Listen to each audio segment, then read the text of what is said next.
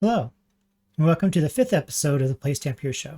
My name is Greg. We're just going to be talking about the difference between gummed stamps and self-adhesive stamps. When it comes to stamp collecting, you can usually separate stamps into one of those two categories.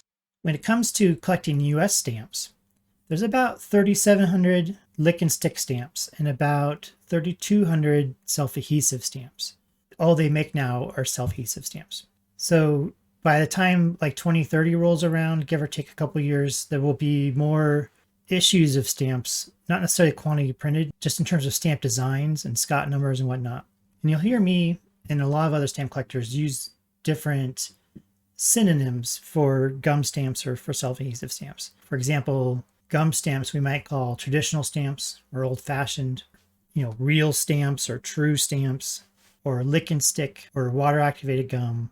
And for self-adhesives, you might hear people call them pressure sensitive adhesive stamps, or you might see peel and stick, or people could call them modern stamps, contemporary, fake stamps, stickers, labels. I think that's about it. Now, there's several different types of materials they use to make gummed stamps. One of the more traditional ingredients was gum arabica, which is like a sap that comes from the acacia tree. And this is also used in a lot of other products, like in watercolor paint, for example, to help the paint stick to the paper and also to give it a brilliant or a shiny appearance. It's also used in a lot of food products like marshmallows and like M&M candies.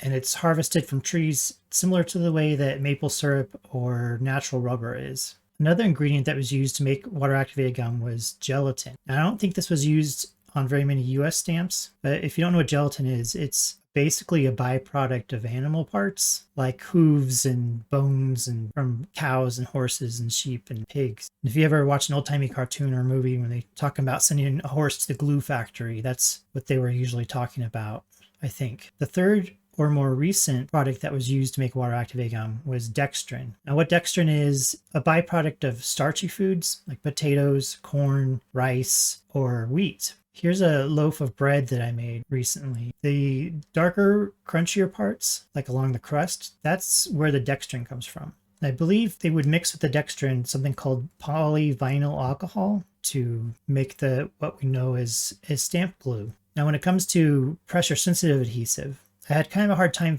figuring out what this stuff's made of exactly, but to the best of my knowledge, made out of synthetic polymers. It was some kind of acrylic plastic. It's almost the same adhesive as you can get on Scotch Magic Tape, which is your basic clear tape that you buy at the store. And the US did make a few stamps that don't have gum on them. The most famous is probably the reprints of Scott number 1 and 2 that were made in like 1874, I think. Not Scott number 3 and 4.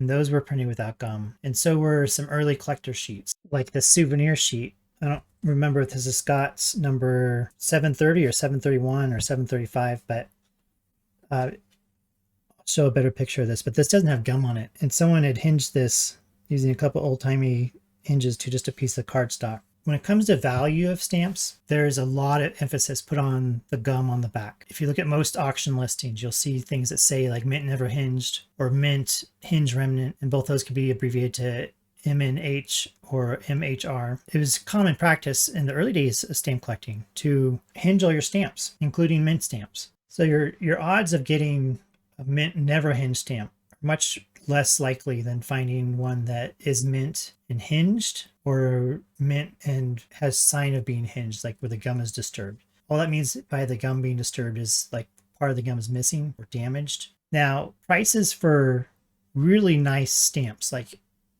extra fine or superb or gem, sometimes the difference between being mint never hinged or being hinged can be a factor of 2 to 10 or 50 times the value. So like let's say you had a $10 stamp that was hinged. Well, if you had a copy of that in really nice condition that was never hinged, that could claim like $20 or $100 or even $500. So for people that collect pristine mint never hinged stamps, they'll pay a premium to get those. So the condition of the gum is really important if you're building a collection of mint stamps. If you don't care about the back of the stamp, instead of paying $500 for a really, really nice copy of a stamp, you could buy the same stamp that looks almost exactly the same on the front, or does look exactly the same on the front, for $10 versus $500 or $100 or $50 or whatever the markup would be for to have that pristine original gum that's not disturbed, then buy that stamp for $10 and be happy that you didn't spend $500 on it. Also, I think it's weird that they call it original gum. Part of the reason why they say that is because there has been a problem in the past and probably in present day where people regum stamps. Like say there's a used copy or there was a copy that the gum was disturbed. Well, they could soak the gum off the stamp, and then they would make their own gum and reapply it to the stamp. And it's really easy to make your own gum. It might be more difficult to make the same color and consistency of a gum, but if you make your own stamps, like fake stamps, or if you make handmade envelopes and you wanted to make a water activated gum, all it takes is like some vinegar, some gelatin, and some sugar, I think. All right, so we're going to give you a paper view, not a pay-per-view, but a POV from the paper's point of view of what stamps look like when they're applied to the paper. Now, of course, we're putting on plastic and not paper, so it might be a little bit of a different reaction. So here's a 4-cent stamp from 1962. This one is one of those damaged stamps that had a hinge remnant on there. The gum's disturbed. So I'm just gonna lick this and stick it on there.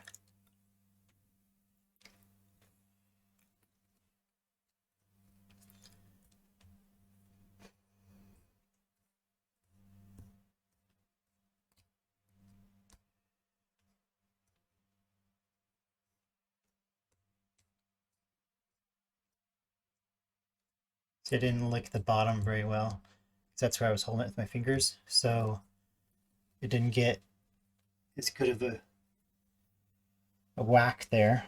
And then for the self-adhesive stamp, I'm going to use one of these 2-cent Navajo jewelry necklace from like 2004. There's a few different versions of this, including a lick and stick version, I believe. But that's the stamp we're using. Kind of see the gum on there with there's a line from the backing paper on there. Put that on there. You can see when I'm applying pressure, it's getting rid of those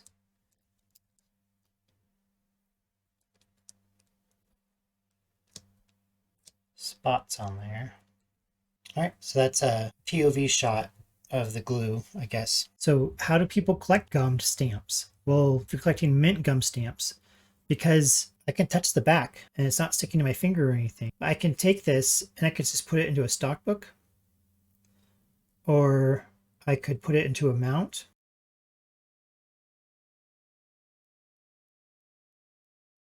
Or you could use hinges on your mint stamps.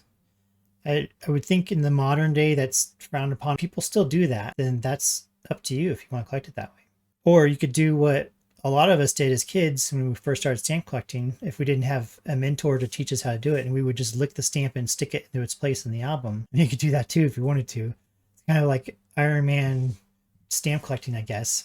But I would say the 3 most common ways to collect stamps are mint gummed stamps or used gum stamps. Is to either put them in a stock book, put them in a mount and put that mount in your album, or put it on a hinge and put that stamp in your album. Now, self-adhesive stamps, this is where it gets tricky. This is why a lot of people don't collect stamps after 2000 or so, or self-adhesive stamps in general. Is like here you have 2 mint 5-cent stamps. This is the American Tollware picture stamp, and this one's dated 2004. We'll get to this in our album fill series in a few episodes. But this is from a pane of stamps, and there's 2 stamps left. But in order to collect one of these as a mint stamp, I mean, these are still mint stamps at the moment, but as soon as I remove them from the backing paper, according to a lot of people who are in the know, once that's removed from the backing paper, it's not a mint stamp anymore. Even if you put it onto another piece of backing paper. So the only way to collect a mint stamp, like let's say you got a booklet like this. If I wanted to collect one of or each of these stamps and put them individually in my album in a mint state, I would have to remove the stamps around them to isolate them until I have something like this, where I just have one stamp on a sheet. And then I would have to cut the backing paper And then I could either use a mount like those stamps in that album there, or I could put a hinge on the back of the backing paper. That's not really going to hurt the stamp. Or I could put the stamp with this backing paper into a stock book. But like this sheet here, there's 10 different designs here. Okay, these two are duplicates. So if I wanted a copy of all 10 of these stamps in mint condition on the backing paper, I would probably have to buy a couple of these booklets and then figure out like which ones can I peel off so that I can isolate them. What I suspect a lot of people would do is they would just take a shortcut. Like I have here this is like an archival plastic for sports cards or what have you. You could take one of these stamps and put onto a little thin piece of plastic and then cut around it so that if you believe the stamp is used the moment it comes off the backing paper, then it's technically a used stamp, but it's still in mint condition, sort of.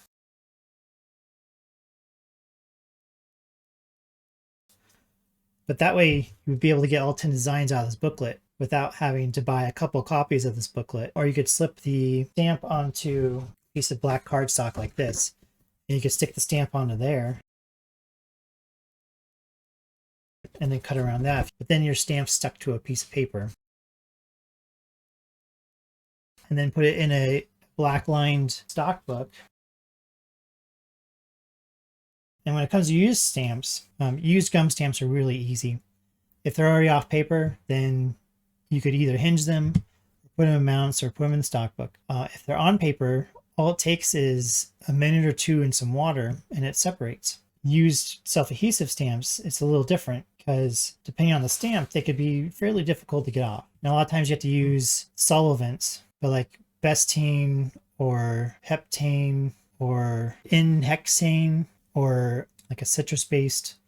There's several different ways to do it, but they all are kind of messy. It's more of an effort to get the used self-adhesive stamps off of a piece of paper. So most people just say to cut them as close as you can.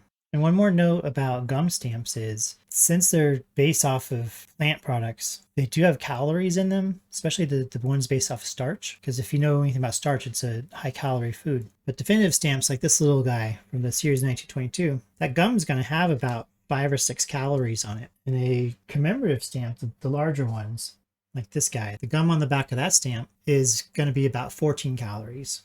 So in theory, if you were trapped in your stamp room or your house and didn't have any access to food, could eat some of your stamps, I guess. I don't know with the inks and the old paper and all that stuff, if that would be a good idea. I don't know, what the adverse effects of eating the paper would be, but maybe licking all the glue off. But that would give you enough energy to maybe make it until somebody can come rescue you if you have a supply of water and all that stuff. So, and then lastly, to kind of differentiate between a gum stamp and a self-adhesive stamp is, for the most part, both stamps come in an imperforate version. There are imperforate water activated gum stamps like this. This is a imperforate 1.5 cent Harding stamp from 1922. And then you also have, well, these are die cut, but they look like they're imperforate. These stamps are both square shaped. Okay, so when you have square shaped stamps like that, it's going to take a little bit more investigating. But when stamps have perforations, and if it's perforated, it's almost 100% going to be a gum stamp. Whereas self-adhesive stamps, they're all die cut. And while they're die cut to look like perforations, they're going to have that serpentine, uniform, curvy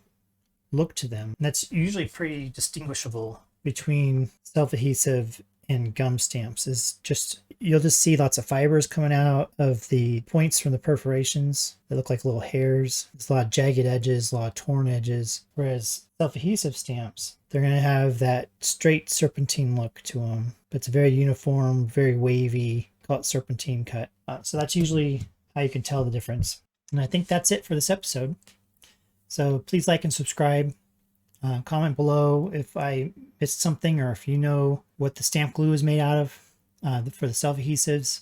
I hope you like this video, and feel free to write me at Place Stamp Here Show, P.O. Box 921, Twin Falls, Idaho, 83303-0921. That's in the USA. Or I'm at Place Stamp Here on Twitter. So I'll catch you next time. We're going to talk a little bit more about perforations and die cuts in the next episode. All right, thank you for watching.